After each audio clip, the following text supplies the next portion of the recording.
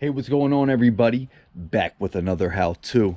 Today we're going to be resolving a misfire issue. The codes are P0300 and P0303 on this 2012 Nissan Altima Coupe 2.5 4-cylinder. Now this should fall in line with any 4th gen Altima, which is 2007 to 2012, in addition to the 2013 Coupe. So let's get into it now.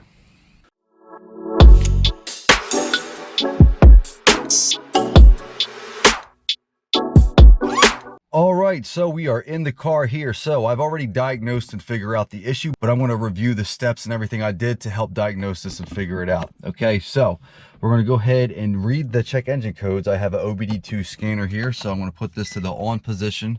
We don't want the car started, we just want it on. As mentioned, I already read the codes and have this figured out. We have a P0303 and a multiple cylinder misfire. Now, even with one cylinder misfiring, you can still get a P0300 multiple cylinder misfire. These come up a lot when you get a cylinder misfiring. Now, the customer already put spark plugs in. He went to AutoZone, they told him what it was, they gave him the codes, they said it's probably spark plugs, he replaced them, it didn't fix the issue.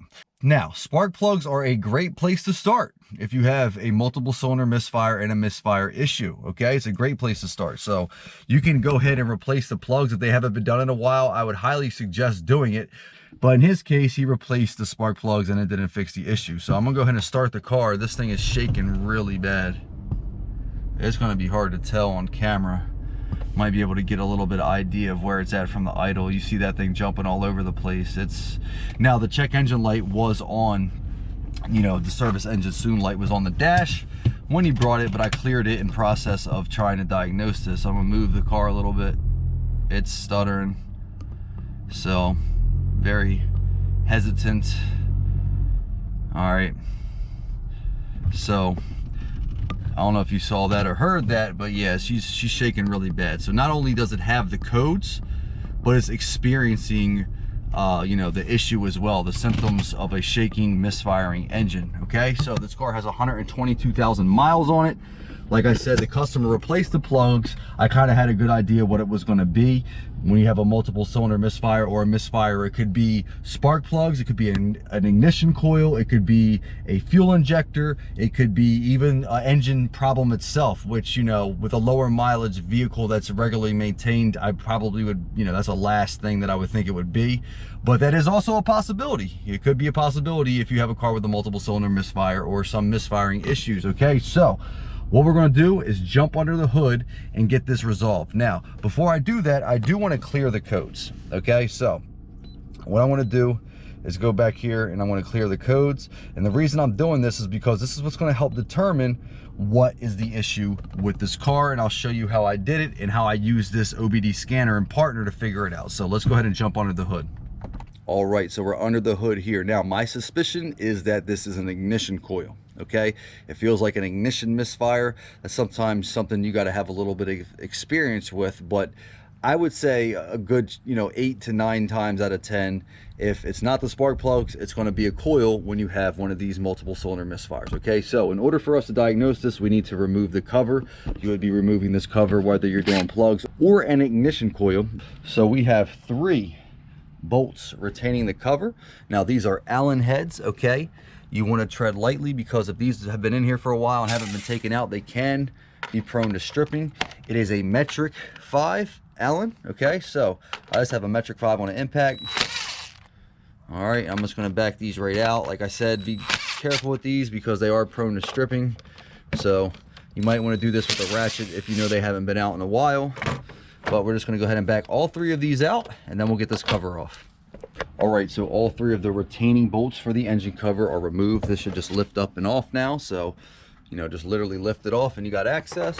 So now we have access to all of our ignition coils and spark plugs if you were doing the spark plugs. Now, if you can see, I put a big red X on the coil that is bad And that's because I diagnosed this and I was anticipating the customer to want to do it himself, considering he replaced the plugs, but he asked me to do it since I had it.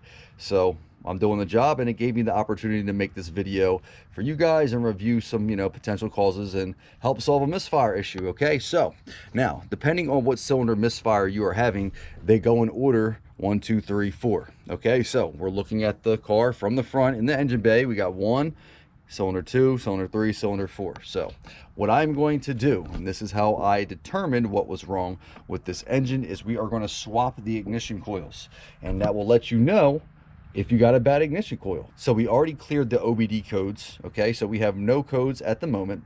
So we had a, you know, cylinder 3, like I mentioned. What I'm going to do is put the cylinder 3 to 2 and the 2 to 3. Now if we come up with a cylinder 2 misfire with a new code, that means we have a bad coil, because obviously the coil went from here to this, and that would indicate that that is the malfunctioning part, and that's how you narrow it down and figure out it's an ignition coil. Okay, so ignition coils are very simple to remove. You literally just press down on the tab, pull back on the harness. You can even do this once you pull the coil out. Sometimes that is easier on these QR motors. I'm just going to go ahead and pull them off right here right now, and then we just have 10 mils on these ignition coils, and we're just going to fire them right out. All right guys, so like I mentioned, 10 mil. Okay, so I've got a 10 mil here on an impact. If I can actually get it on the bolt there, there we go, 10 mil. Like I said, we're swapping these coils, and that's how we're going to determine if it is indeed bad. So I'm just going to back both of these 10 mils out, and I put our cover bolts up there for right now. So I'm going to put the coils bolts on the cowl as well. Pull out this coil. We're going to put number 2 into number 3, and then we're going to take number 3 and put it into number 2. Okay, so we're just going to line these up. All right, and I'm just going to go ahead and get these started back in. All right, let's go ahead and get these going. Got that one finger threaded in. Same thing for this one.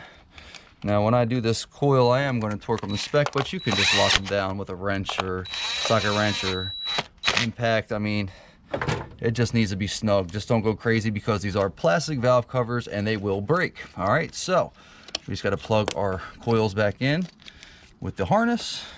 Probably should have did this one out like I mentioned, but there we go.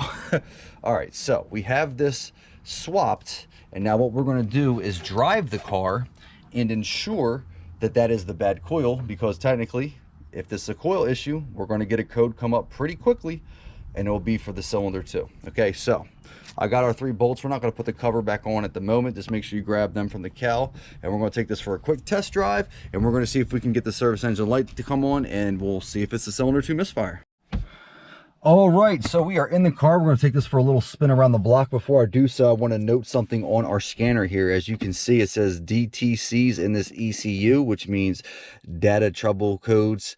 In the computer, it says 0. So I cleared them, like I mentioned. That way we have a fresh start, and if this comes back up immediately, which it should, considering how bad it's shaking and misfiring, we'll know what cylinder is misfiring. So go ahead and start this thing.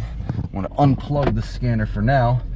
And what this car has done since I've been messing with it and diagnosing it, it seems that the check engine light will, or service engine soon light will start flashing once it indicates a code is back. Okay, so I'm going to back this thing out here. I know my phone's blowing up, but hopefully you can hear. Yeah, I mean, this thing, she's missing bad, real bad. All right, get out of the driveway here. All right guys, pulling off, as you can see by the speedometer. What we're looking for is that service engine light to start flashing and come back up. As soon as that happens, might take a minute or 2 of driving. As soon as that happens, we'll know that our code is back, and we can head back to the home base and read the code and see what we got going on here. So one of my test runs, as far as I just drove, it came back on. So of course in this video it's going to take a little longer to come on, but that's fine. I'm sure it's going to come on any second, and I'll keep you guys on the camera here so you can check out what we got going on. There it is, guys. Geez, it took me like 2 minutes making a liar out of me, but there it is. It's flashing. So now we should have a code back in the computer. We can go double check it and we'll see what we got. All right, so I'm gonna turn the camera off. I'll be home in less than a minute and we'll see what we got. All right, guys, we are back. As we saw, we had the flashing check engine light, so I'm gonna turn this back to the on position, and on our code reader here, we should have where it said DTCs in this ECU. Oh, it doesn't have anything there. It did last time, but let's see if we got a code. Yep, we still got the code, so I'm surprised it didn't say that there was one there, but no big deal.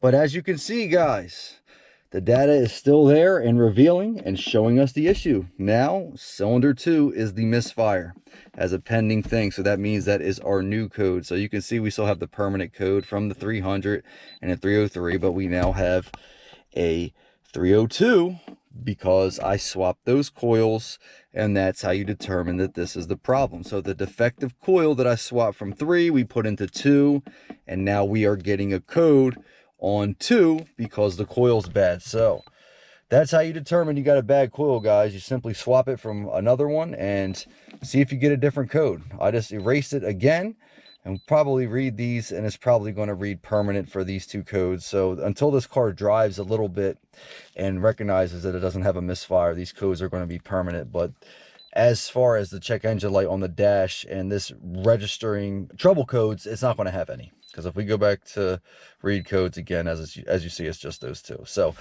now it's just a matter of fixing this thing. So we're going to turn this thing off, get back under the hood, and we'll get this resolved.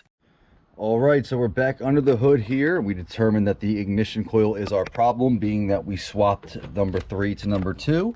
And now that we are getting a 2 misfire, it is the coil. So 10 mil, as we mentioned, we're going to fire these 10 mils back out.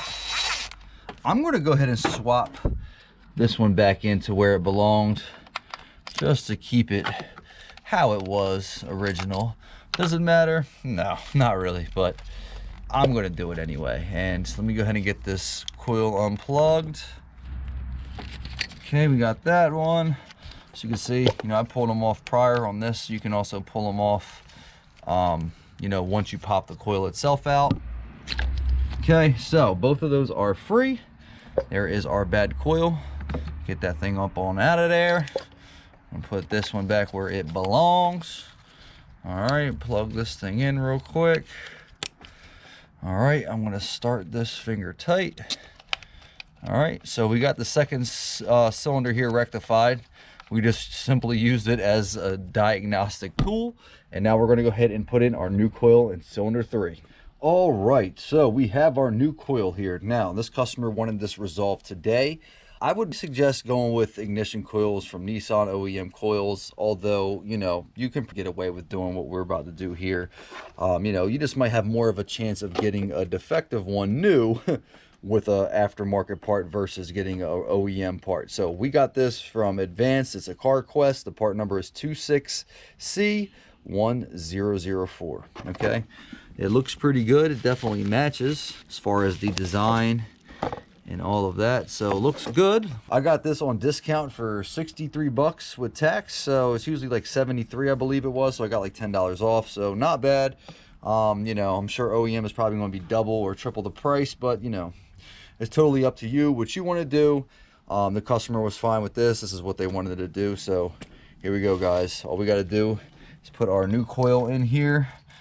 Go ahead and plug it back up. Looks way out of place, being it's all nice and shiny here, but you can tell it's got a new boot on the end because I had to put a little bit more pressure to get that thing to seat over the plug. We'll go ahead and get our 10 mil started. All right, so I'm just going to get this finger tight, and what I want to do is I want to actually torque both of these 10 mils that we removed to spec.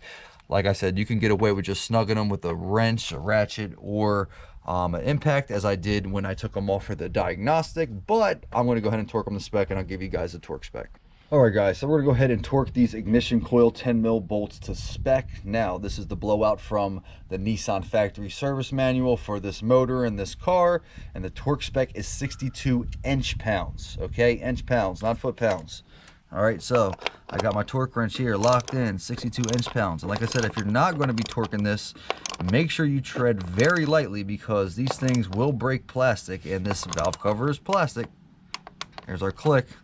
And the last thing you want to do is break this valve cover, because then you're going to be in for a all-day job. All right, so there we go, guys. Got both of those torqued to spec. I'm even going to check his other two just to make sure they're torqued, but we got both of those back end torqued, new ignition coil installed. So let's get the cover back on and we're going to start this thing up and see where we're at. All right, so coil installed as we reviewed. Just got to put our beautiful little plastic cover here back on. So all you got to do is line up the holes, nothing fancy. All right, and I got all three of the bolts here. I'm just going to finger tight them in, and I'm just going to snug them down with the impact to lock them in. You know, like I said, these can be stripped and easily strippable, especially if they're not removed frequently. So you don't got to go crazy, you know, tightening these down. Just get them nice and snug so that next time you need to get these out, you can get them out without stripping out that Allen head. Okay, so show you what I mean. Got the impact here. That's it, one click, that's all I need. I don't need to, you know, hammer it home. All right, one. There we go, guys, locked in. So, cover's on, everything is installed, good to go. We're all plugged back up. Let's get in the car and see if we can take this thing for a test drive without shaking all over the place. All right, so we're back in the car. I haven't cheated, I didn't start it up. I don't know if it's good yet. I'm sure it's going to be, fingers crossed, but let's get this thing started. Praying for a much better start. Oh yeah, yep, it was a damn coil, man. That's all it was. This thing is idle. You can see the idle going, should be right around, you know, 9, and that's, look, perfect. We're not shaking. Car feels great. I mean, that's kind of hard to depict on camera. I don't know if you guys saw this thing shaking, but if you were in it, man, you were getting a massage. I promise you, it was bad. Look, idle dropped, no stuttering. Oh yeah, yep, that was it, guys. Literally a coil. So this thing felt like it was about to shake itself off the motor mounts from a bad ignition coil. All right, so literally just moving it up and down the driveway. Sorry for that sun glare, but that was it, guys. So as you saw, we diagnosed the misfire. Like I said, the customer replaced the plugs. That wasn't it. And from there, I assumed that it was a coil. And I was right by simply swapping coils from cylinder to cylinder to determine that that was the problem. Now, if you replaced your plugs and the coil isn't the issue from doing what I showed you, you're going to have to start looking at injectors. And from there, you're going to have to start looking at motor issues, okay? But like I said, it's probably a good 8 to 9 times out of 10, it's either going to be the plugs or the ignition coil. And you can even do this ignition coil test prior to even putting plugs in it to determine that you have a bad coil. So literally swap the coils, figure it out, and it's that simple, guys. Okay, so I hope this helped with diagnosing a misfire issue on your 4th gen 2007 to 2012 Altima. Make sure you stay tuned because you never know when I might be wrenching on this thing again. And until next time, guys.